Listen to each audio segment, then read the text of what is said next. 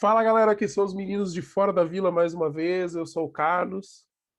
Eu sou o Danilo e hoje é o nosso pós-jogo falando sobre esse empate bastante tedioso, bastante difícil de assistir, que foi Santos e Juventude ontem na Vila Belmiro. Um 0-0 que não foi daqueles 0-0 emocionantes, com chances para os dois lados e grandes defesas de goleiros, não.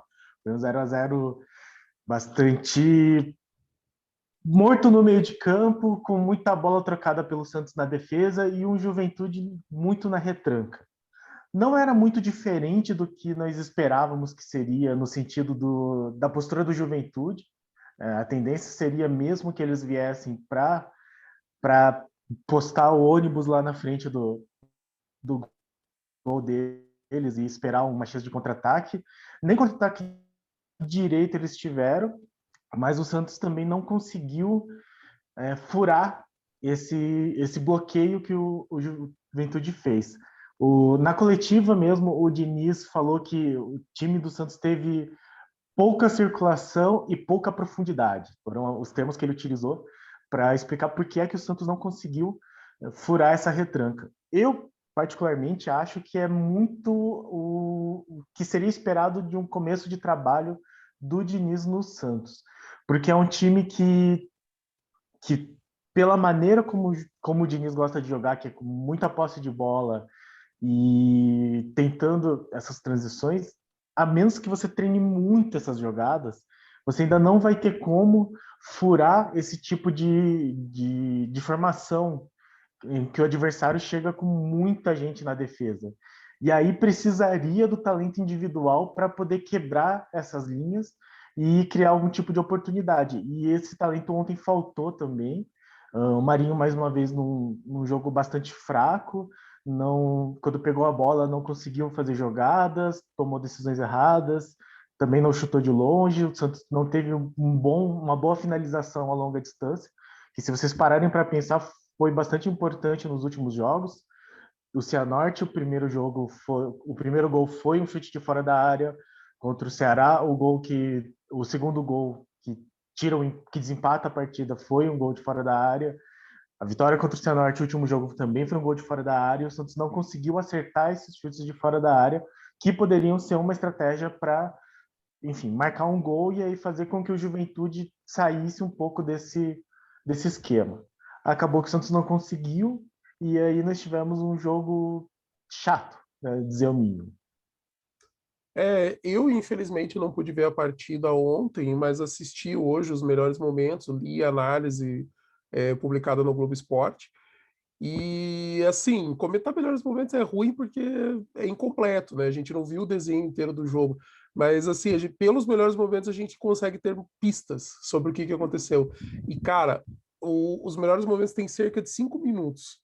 Os primeiros 2 minutos de vídeo dos melhores momentos é só roubadas de bola dos dois times e jogadas onde saíram os cartões amarelos da partida. Então, assim, você não tem profundidade de opção de ataque, de construção de jogada. Você percebe que o jogo foi muito truncado, que o jogo não teve assim aquela dinâmica que a gente gosta de ver. Futebol a gente gosta de ver troca de passe, algumas jogadas em velocidade, chances de gol, e não teve de nenhuma das partes, né? Então, pela análise, o Juventude atacou quase zero, assim, não, inclusive pelos melhores momentos também, e o Santos, ele tentou um pouco mais, mas não conseguia passar pela retranca do Juventude. Essa expressão que o Danilo usou de pôr o ônibus na frente do gol é uma expressão usada na Inglaterra, até porque os ônibus de Londres têm 2 andares, então os caras falam, pô, para o ônibus na frente do gol, impossível acertar aquele gol. E ela ficou muito conhecida quando o Mourinho armou um time do Chelsea que ganhou a Liga, ganhou, acho que a Liga dos Campeões, e que a estratégia dele basicamente era, cara, eu tenho um time que é mais limitado tecnicamente em relação aos meus adversários, e eu vou jogar fechadinho, e ele matava o jogo usando velocidade e qualidade técnica de jogadores que ele tinha. Então ele conseguia fazer jogadas muito rápidas e o time foi matando em contra-ataque, ganhava de 1-0, ganhava de 2-1, assim, resultados bem pequenos, mas que levaram o time.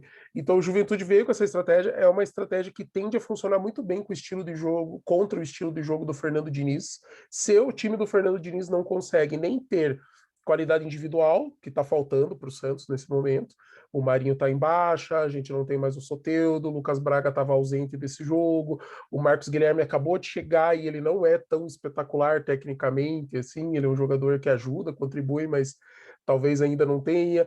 O Pirani tem suas limitações, ele joga mais em função do time do que de uma jogada individual, nesse sentido, e também em função de a falta de velocidade. Então, se o time não consegue virar a bola rápido para pegar o lado oposto da defesa adversária desprevenido, ou se ele não consegue fazer jogadas de velocidade pelo mesmo lado, você nunca vai ter a vantagem que você precisa para se sobrepor ao adversário. A ideia do futebol hoje, não importa o estilo que você jogue, é que em certos setores do campo você tem vantagem numérica. Então, se você joga defendendo igual a Juventude, a ideia é que na defesa você tenha uma vantagem numérica para tentar matar o jogo num contra-ataque, achar uma bola perdida parada. E se você joga no estilo propositivo do Fernando Diniz, é que você, naquele setor onde a bola está circulando, você consiga, com a movimentação dos jogadores, que você consiga fazer um 2 contra 1, um 3 contra 2. E se não tem movimentação, cara, esqueça. Não vai acontecer. Você vai ficar tocando a bola para um lado e para o outro, que é o que a gente acaba vendo. E eu estava até falando para o Danilo, que assim, o Santos teve algumas poucas chances, teve alguns chutes, se não me engano, teve uma falta do Marinho que foi por cima, teve um chute bem fraco do Marinho, teve uns dois cruzamentos bem fraquinhos do Felipe Jonathan, o Caio Jorge tentou uma bicicleta, mas, nossa, longe, fraca, assim, não é aquela coisa assim, fala, nossa, foi bonito, não, a bola sobrou, ele pegou do jeito que dava, que ele tava de costas pro gol e foi bem ruim, mas o único lance de perigo do jogo, cara, acredite, o que eu vou contar para vocês. O Luiz Felipe tabelou com o Pirani na ponta da área, pela direita, e cruzou para o Caio Jorge. O goleiro saiu e não viu nada. O Caio Jorge conseguiu tirar do goleiro, só que a bola estava muito alta para o Caio Jorge. O Caio Jorge já estava caindo quando ele cabeceou, então ele pegou mal. A bola saiu do gol, mas a bola saiu do goleiro, mas saiu do gol também. E foi o único lance real. Assim que você fala, cara, esse lance foi perigoso. Esse foi perigoso. Porque se o Caio Jorge acerta a cabeçada, era gol, o Santos tinha ganho de 1-0 o jogo. E seria isso. Mas não, foi o único lance. Então, assim, não me preocupa o que o Danilo falou que é o normal. Começo de trabalho do Fernando Diniz sempre tem essas coisas de ficar tocando a bola e não conseguir sair da defesa, ficar tocando e não fazer gol. É normal. O trabalho do Diniz oscila muito no começo, até o time engrenar, até o time pegar uma sequência boa. São Paulo do ano passado é o melhor exemplo. Então, assim, o São Paulo estava naquele sobe e desce, até que engrenou uma sequência muito boa e depois caiu também muito forte. Então, assim, tem duas coisas para a gente analisar do estilo do Diniz. Primeiro, porque oscila muito, é normal até implementar e todo mundo está bem seguro com esse estilo. E o segundo é que Fernando Diniz também precisa começar a pensar em opções, variações táticas para momentos em que o estilo dele não vai entrar. Porque se você vira um time visado, como virou o São Paulo líder ano passado, os outros times aprendem a jogar contra o estilo do Fernando Diniz. Você jogar de uma forma reativa contra um time propositivo e saber defender bem e ter jogadores de qualidade é onde você mata o jogo. Então você vai enfrentar um Palmeiras que joga reativo com jogadores de velocidade, você vai enfrentar o Flamengo que joga reativo com jogadores de velocidade, a chance de tomar 2, 3 gols de bola nas costas é gigante, cara, porque os caras são muito bons e muito rápidos. Tá? Contra times mais limitados não acontece, mas lembra o que a gente falou contra o Cianorte. O Cianorte teve 3 chances claras de gol, 3 defesas do John. Se é contra um time um pouco mais qualificado, a gente tinha tomado a virada naquele jogo. A gente talvez tivesse perdido, poderia até classificar, mas teria perdido o jogo. Então o Diniz também precisa que pensar nisso. Agora, o que preocupa mesmo é como resultado dentro do Campeonato Brasileiro. Isso preocupa, porque a gente deixou de marcar 2 pontos a mais nesse jogo, que era um jogo que, como a visão do Danilo de campeonato, era obrigação nossa, e realmente é, porque se o Juventude vai brigar para não cair e a gente vai brigar pelo meio da tabela, é obrigação nossa ganhar em casa contra esses times que vão cair, que estão brigando para não cair, que vão lutar até o final para fugir da Série B. E isso é mais preocupante, ainda mais pela sequência que a gente vai ter de jogos agora contra 4 de equipes melhores. Não vou dizer que são os grandes, mas sim, são 4 equipes melhores que o Santos no momento. A gente tem Fluminense, a gente tem Atlético Mineiro, a gente tem Grêmio, a gente tem São Paulo, não nessa ordem. E E são times que estão no momento melhor que o Santos. Então a gente vai ter bastante dificuldade. Se a gente conseguir conquistar, acho que são 2 em casa, 2 fora, né, Danilo? São. Então, se a gente conseguir pelo menos fazer os 12 dentro de casa, ou então garantir uma vitória em casa, e os 12 dentro de casa, não, os 6 dentro de casa, e garantir pelo menos uma vitória em casa e uma fora, de repente arrumar mais um empate, vai ser bastante lucrativo pela dificuldade dos adversários. Não estou dizendo que não pode acontecer, o Santos pode ganhar dos 4. Lógico que pode. De repente o jogo encaixa, a gente acerta uma bola de longe aí com o Jamota, com o próprio Marinho, Marcos Guilherme, faz um golzinho e consegue segurar, pode acontecer, mas a tendência não é essa. E isso preocupa. Então, assim, o Santos agora está com 4 pontos em 3 jogos no campeonato. Tem um monte de gente com 4 pontos, tá? Então, começo de campeonato você ainda não tem parâmetro, né, de quem tá bem, quem tá mal. Você tem noção de momento baseado em resultados. Mas para a sequência, a gente deixou de fazer 2 pontos contra o time que tende a ir pior neste campeonato. Então, nós temos que primeiro, recuperar esses pontos quando a gente for jogar lá em Caxias, e depois conseguir pontos que nesse momento são complicados contra adversários que estão em momentos melhores. Pois é, a crítica que ficou muito para esse jogo para o Diniz foi a questão das substituições, porque mesmo com o Santos não conseguindo mostrar um bom futebol, e muito nítido isso desde o primeiro tempo, o Diniz acabou fazendo só 2 substituições, sendo que a primeira, que foi o Luiz Felipe no intervalo, pelo que consta, foi mais por um desconforto muscular que o Luiz Felipe teve do que efetivamente uma vontade do Diniz. Apesar que a mudança em si foi taticamente interessante, poderia se dizer, porque ele tirou o Luiz Felipe e colocou o Marcos Leonardo, parou o Caio Jorge fazer mais essa função no meio de campo. Acabou que o Marcos Leonardo nem encostou na bola direita, ele teve lá uma finalização, uma bola que sobrou aí na área, que acabou não dando em nada. Mas depois disso, só aos 30 minutos que ele foi trocar o Pará pelo Madison. Então, isso quer dizer que ou ele estava satisfeito com o time, ou realmente ele não via nenhuma opção melhor no banco.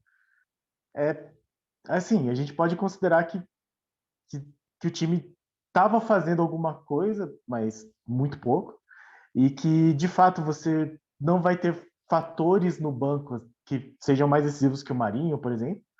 Mas por outro lado, eu acho que seria saudável tentar utilizar essas opções do banco, tipo o Ângelo, por exemplo, para ver se melhorava alguma coisa, assim, porque do jeito que estava, ficava muito claro que a chance de dar 0-0 no final do jogo era muito grande. O Santos não criava, o Santos tentava muito cruzamento. O Pará tentou uns 6 cruzamentos, errou todos. O Felipe Jonathan tentou uns 10 cruzamentos, acertou um, eu acho. E acertar, que a gente diz, é que pelo menos caiu na cabeça de alguém do Santos. Mas, obviamente, nenhum dos cruzamentos deu em nada. E é uma pena, porque no último jogo contra o Cianorte, o Santos já tinha reduzido bastante o número de cruzamentos. Foi uma coisa muito falada, assim. Que não tínhamos tantos cruzamentos e estávamos em queda esse número. E aí já aumentou de novo no último jogo. É um pouco reflexo da formação do Juventude, mas ainda assim indica essa falta de recurso tático, de movimentação. E, e aí, sem substituições, você acaba meio que criticando muito o treinador. Então, não sei exatamente por que é que o Diniz não trocou ninguém. Principalmente a saída do Luiz Felipe foi interessante porque o Luan Pérez já estava amarelado, então ele ficou com um zagueiro que já tinha amarelo e o Alisson fechando a zaga no segundo tempo. É claro que o Juventude de fato não propôs o jogo, então não fez muita diferença, mas era um risco. E o Luan Pérez, já lembrando que ele não joga o próximo jogo porque tomou o terceiro amarelo, né? O terceiro jogo do brasileiro, que mostra que a defesa do Santos anda meio exposta.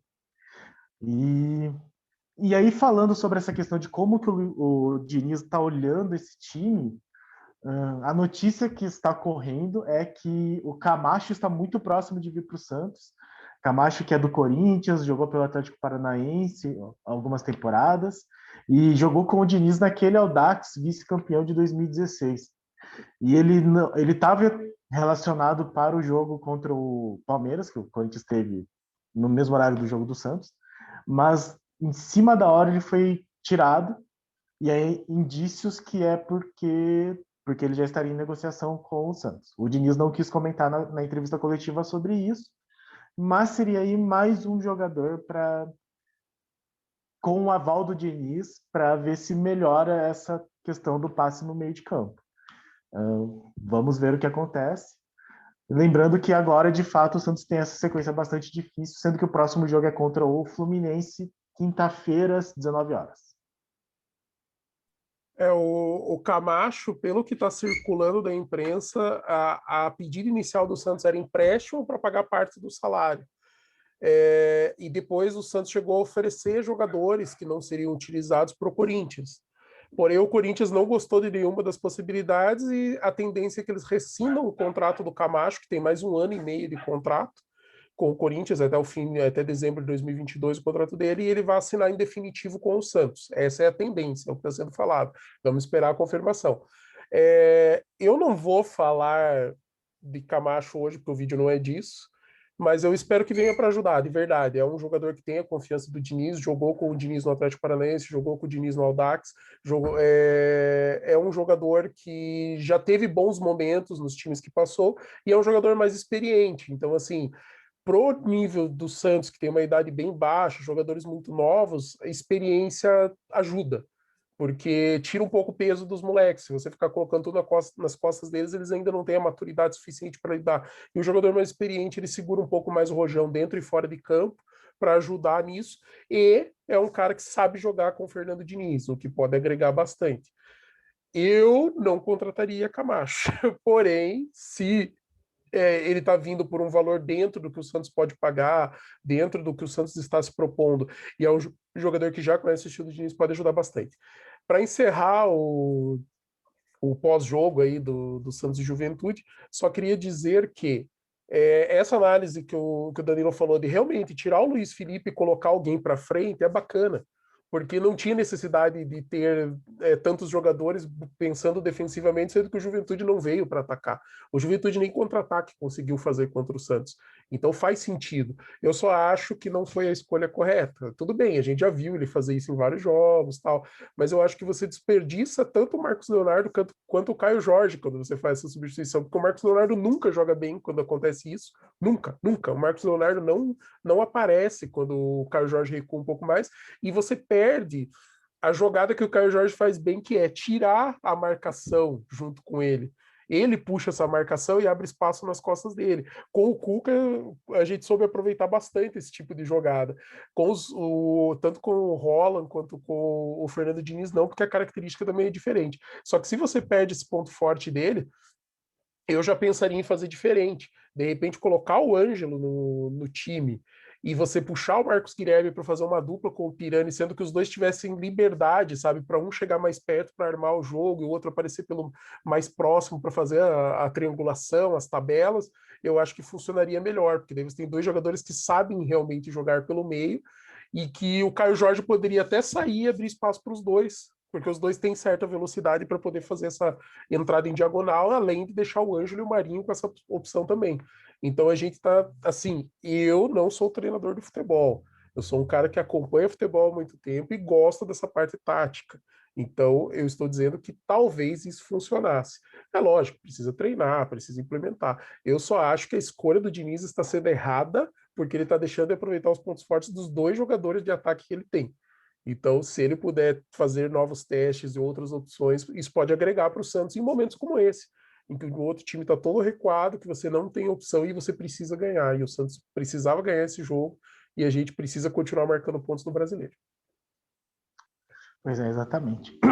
E aí, eu penso que talvez nesses próximos jogos o estilo do Diniz encaixe um pouco melhor. Assim, eu não estou aqui falando que o time vai começar a jogar bem, ou que é favorito contra algum desses próximos times. Lembrando aí, Fluminense, São Paulo, Grêmio e Atlético Mineiro. Mas talvez nesses times que queiram também a posse de bola, e o Santos consiga ter um pouco mais de espaço para fazer algum tipo de troca de passe, né? Que é algo que o Santos não conseguiu de maneira nenhuma contra o Juventude.